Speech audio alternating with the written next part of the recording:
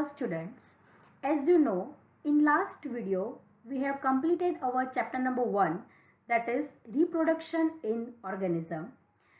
In this chapter we have discussed about event of sexual reproduction, that is pre-fertilization, fertilization and post-fertilization. So from this video we are going to discuss about chapter number 2, that is sexual reproduction in flowering plants. In this chapter also we will discuss about these three main events which play a very crucial role in sexual reproduction in flowering plant. Flower is a fascinating organ of angiosperm that we know very well. Human beings have had an intimate relationship with flowers since time immemorial. Flowers are object of aesthetic, ornamental, social, religious and cultural value. To a biologist in flowering plant, flowers are morphological and embryological marvels and the sites of sexual reproduction. We know very well that in flowering plant, flower is the main site in which sexual reproduction takes place. In class 11, you have read the various parts of flower. In diagram, you can see the typical flower. It's a anther and filament. It is a male part of the flower, while stigma, style, ovary, it is the female part of the flower, and sepals and petals. So this is the typical flower. In this video we will discuss about pre-fertilization event. There are three parts of this pre-fertilization event. First one is a structure of stamen, structure of microsporangium, microsporogenesis and structure of pollen grain. Second one is the structure of the pistil, structure of megasporangium and embryo sac. And third one is a pollination. So in this video, we are going to discuss about the first part of this pre-fertilization event, that is structure of stamen, microsporangium and pollen grain. As you know, in the flower, the male and female reproductive structures are androecium and gynoecium. Androecium consists of a whorl of stamens representing the male reproductive organ and the gynoecium represent the female reproductive organ. First of all, we are going to discuss about the structure of the stamen. In the diagram you can see this is the typical stamen. Stamen has two parts. First one is a filament, second one is a anther. What is filament? It is a long and slender stalk, and anther is a bilobed structure. You can clearly see in the diagram. The proximal end of the filament is attached to the thalamus or the petal of the flowers. The number and the length of stamens are variable in flowers of different species. A typical angiosperm anther is bilobed, with each lobe having two theca, that is their diathesis. The bilobed nature of an anther is very distinct in the transverse section of an anther. You can see in the diagram. The anther is a four-sided, they can called as a tetragonal also because it is four. Its structure consists of a four microsporangia located at the corners, two in each. Then next one is a structure of microsporangium. The microsporangia developed further and become pollen sacs. They extended longitudinally all through the length of an anther and are packed with the pollen grain. So what is microsporangium? In a transverse section, a typical microsporangium appear near circular in outline. You can see in the diagram. It possesses four wall layers. It's generally surrounded by four wall layers. First one is a epidermis, second one is a endothecium, third one is a middle layer, fourth one is a tapetum. Now what are the function of it? The first three, that is epidermis, endothecium and middle layer, its function is to protection and help in dehiscence of anther to release the pollen. And the fourth one, that is a tapetum, inner layer of this microsporangium, its functions to nourish the developing pollen grain. When anther is young, a group of compactly arranged homogeneous cells called the sporogenous tissue occupies the center of each microsporangium. Now, the question arises in your mind is, what is the function of sporogenous tissue? So, it is the site of production of the pollen grains. It helps to production of the pollen grains. Now, next is a microsporogenesis. As the anther develop, the cells of the sporogenous tissue undergo meiotic division to form microspore tetrads. What is microspore tetrads? I will show in the next slides diagram. Microspore tetrads means 4 cells. Each cell is haploid.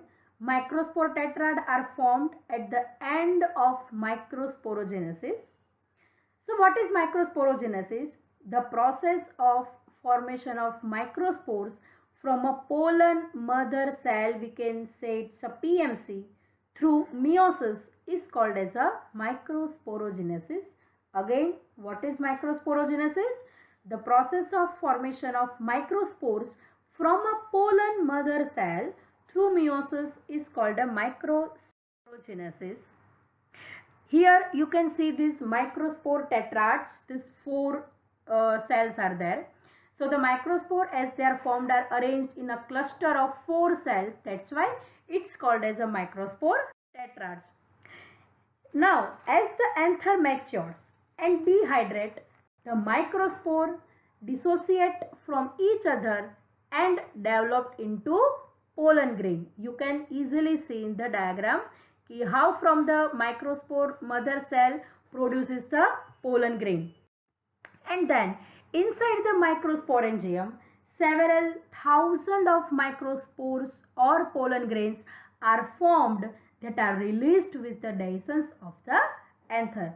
So how this type of pollen grains are produced. Now next is the structure of pollen grain. The pollen grain represent the male gametophyte. In our 12th standard journal, one practical is there, की study of pollen grain under structure of the study of pollen grain under microscope.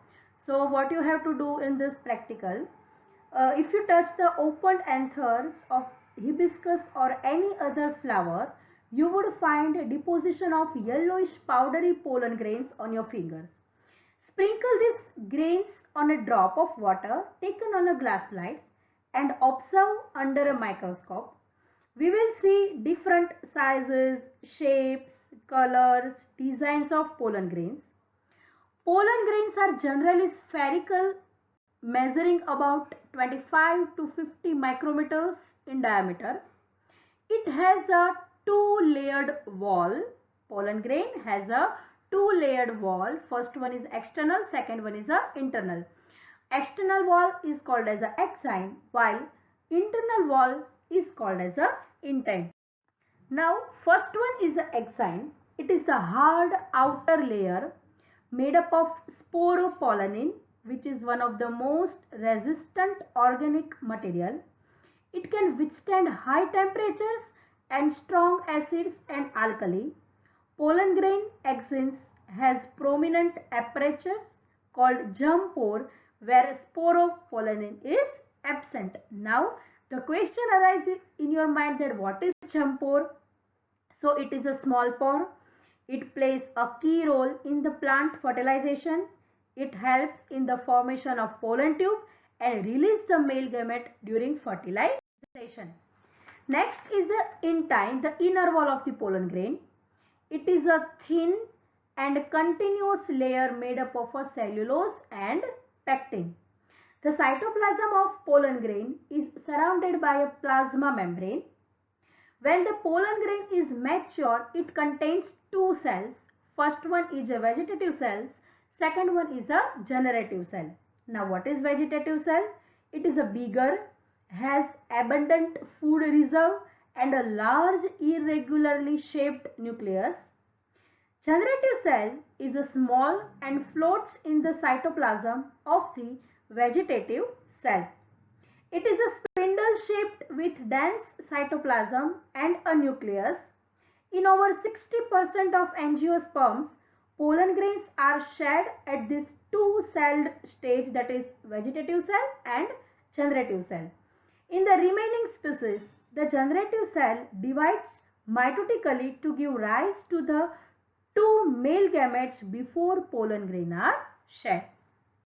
So this is about the structure of stamen, microsporangium and pollen grain. Now you know that some people has allergies of pollen grain. So what is the effect of it?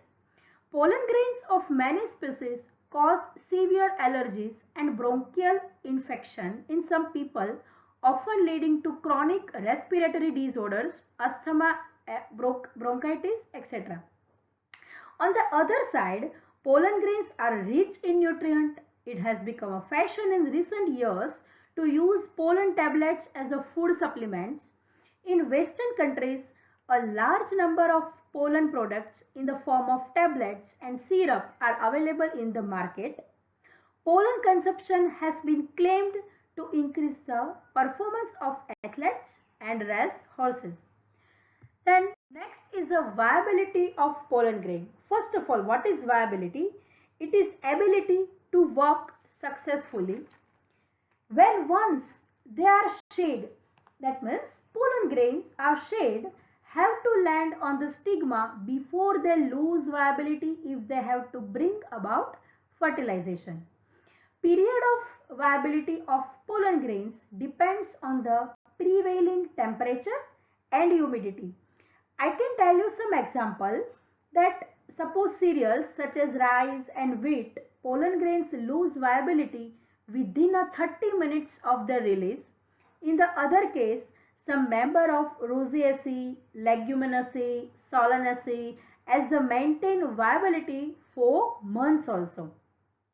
You may heard about storing semen of humans or many animals for artificial insemination. It is possible to store pollen grains of a large number of species for years in liquid nitrogen. You know that the temperature of liquid nitrogen is a minus 196 degree Celsius. Such pollen can be used as a pollen blanks, similar to seed banks in crop breeding. So student, in this video we have discussed about the first part of the pre-fertilization event of sexual reproduction. In next video we will discuss about the second part of the pre-fertilization event of sexual reproduction in flowering plant. Thank you. Jai Swaminarayan.